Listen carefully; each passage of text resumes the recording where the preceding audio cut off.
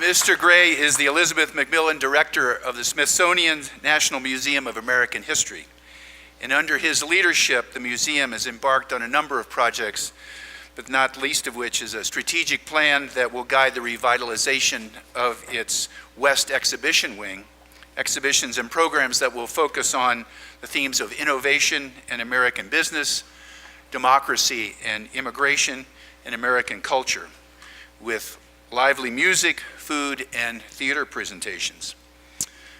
John Gray came to the Smithsonian with a track record in transforming organizations, enlisting scholars, supporting serious research, and leading successful fundraising campaigns. Prior to becoming the museum's 9th director, he was the founding president of the Autry National Center of the American West, which was a successful merger of 3 cultural associations and organizations: the Autry, Colorado's Women of the West Museum in Denver, and the Los Angeles oldest museum, the Southwest Museum of the American Indian. He also created the Institute for the Study of the American West, which supports the scholarly, interpretive, and educational activities of the Autry National Center. He had a foundation in commercial banking, which was his previous career.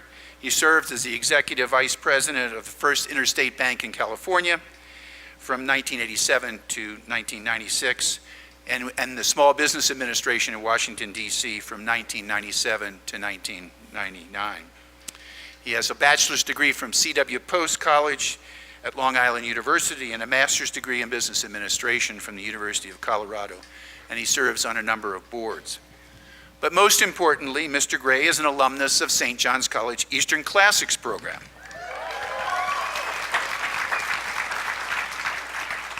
And he's a current member of the St. John's College President's Council and will soon join the St. John's Board of Visitors and Governors. Please join me in welcoming our commencement speaker, Mr. John Gray. Well, first of all, to you graduates, you must be having the same reaction that I am, which is, why is someone who dropped out of St. John's now giving you graduates the commencement talk? Well, I was surprised to be asked, and I'm not sure exactly why I said yes, except who can appreciate what you have done other than someone who has not graduated? But I want to thank President Peters, St. John's Board of Visitors and Governors, my tutors, fellow students, Johnnies, and friends. Yes, I am surprised to be invited back after I took a job to avoid my Sanskrit class. I'm surprised because I did not graduate, and I'm surprised because I did drop out. But I'm even more surprised when I think about what my challenged tutors must think of me. You see, having spent my life communicating, writing, and thinking, I knew I was all set for the St. John's intellectual life. Feeling smug, I turned in my first paper, which I'd greatly enjoyed writing, when my wonderful tutor asked to meet me for coffee. I expected a stimulating conversation about my ideas, and her first question was, "Did you outline the paper before you wrote it?" And I said yes, and then she said, "Well, maybe somebody should read your next paper before you turn it in." I then retreated to the 5th grade and went home. Then there is the seminar practice of conversation. I'd already developed a great skill of exclamation. That is, in any discussion in business or in politics, I would carefully and purposefully construct the argument to win, which forcefully ended the conversation by giving no room to my opponent to refute my brilliant logic. In our seminars, I quickly learned how limited my exalted skills were, because at St. John's, there never is an end. And at St. John's, to win an argument is to lose it. But this story starts before the first paper. It really starts when I was reading books and trying to avoid working after college. I was much more interested in knowing the truths of the world than finding something to do. Back then, I believed there was a difference between knowing and doing. And back then, I did not like what I saw as the doing. That is the kind of life that was in the doing. And I believed, or I knew, that none of the people who were doing were also people of knowing. Or maybe I was just scared to find out. Part of the issue that I faced, and we all faced, is we assume there's a difference between knowing and doing. Of course, at St. John's, they always ask a question that better not have an answer. But I think I answered a question that I never had even asked myself. Is there an actual difference between knowing and doing? I made wonderful friends during my year that I was here, and I had a great many conversations over coffee and tea in the dining room. We rarely, if ever, discussed the future. No one said, I want to be a banker, or I want to run the World Bank. The future was to be avoided. Reading great books was better than anything else you could ever do, and the knowing was so much better than the doing. The uniqueness and glory of St. John's is not about the outside world or our next steps. It is about a life absorbed and obsessed with books, ideas, and the importance of those who thought and wrote before us. But the question remains, even if unspoken, what are we going to do? And from your perspective as you graduate, why? First, I don't think you can avoid doing in the outside world no matter what. You've actually graduated.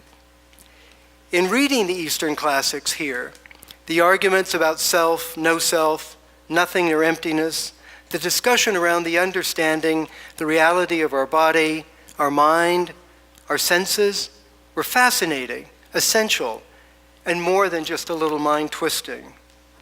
But I had these same questions and discussions with myself as a banker. That is, as a person, what was my relationship with a bank?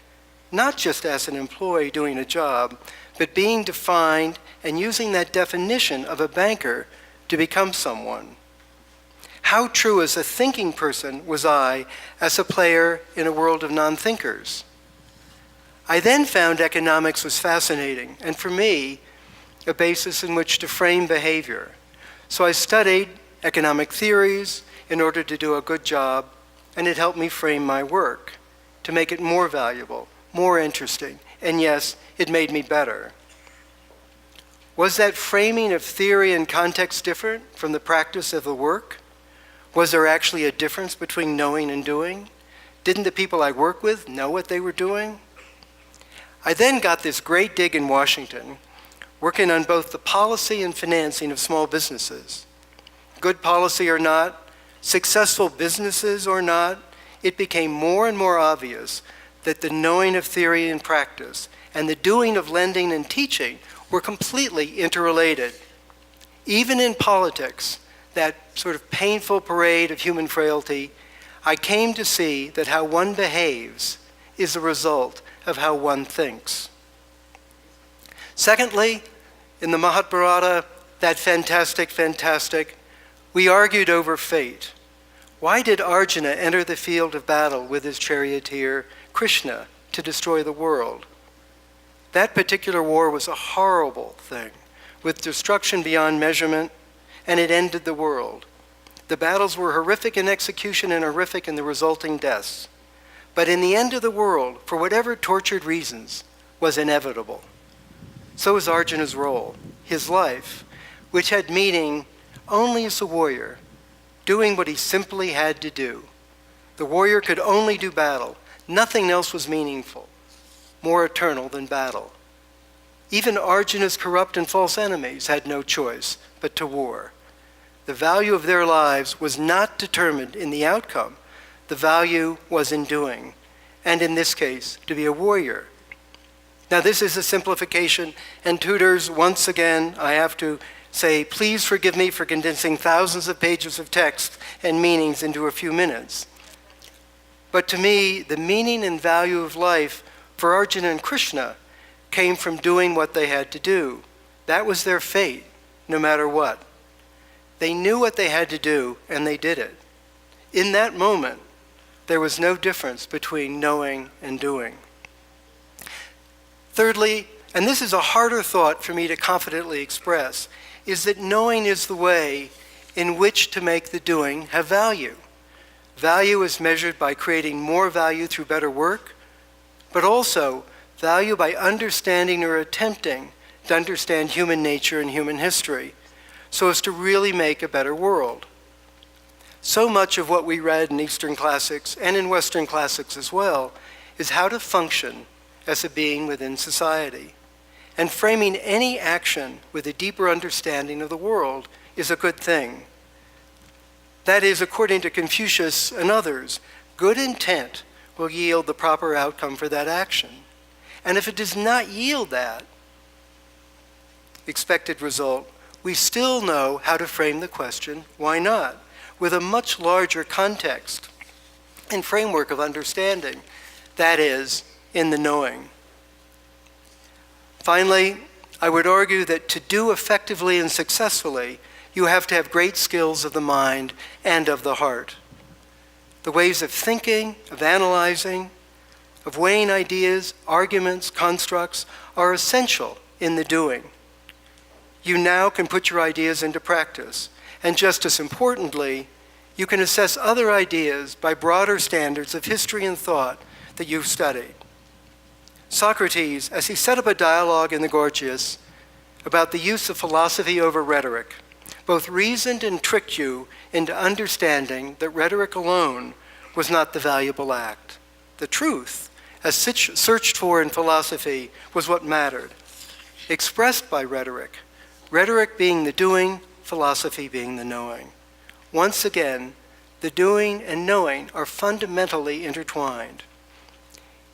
In everything that you get to do, you have to make choices, sometimes between good and evil, sometimes psychological, sometimes with no context other than by your own reasoning power, and you will confidently fall into the St. John's way of knowing and doing. You have to know in order to do, and I do believe that you cannot know without doing. So I say to our tutors, I will be back, I will graduate, you need to know how much I've already learned from you, and if not, then I guess why am I up here giving this talk and not you? And to each of you St. John's graduates, many respectful and envious congratulations. There now remains something that you could not learn at St. John's. That is, how much more fun life is in the doing when you have the knowing. Congratulations.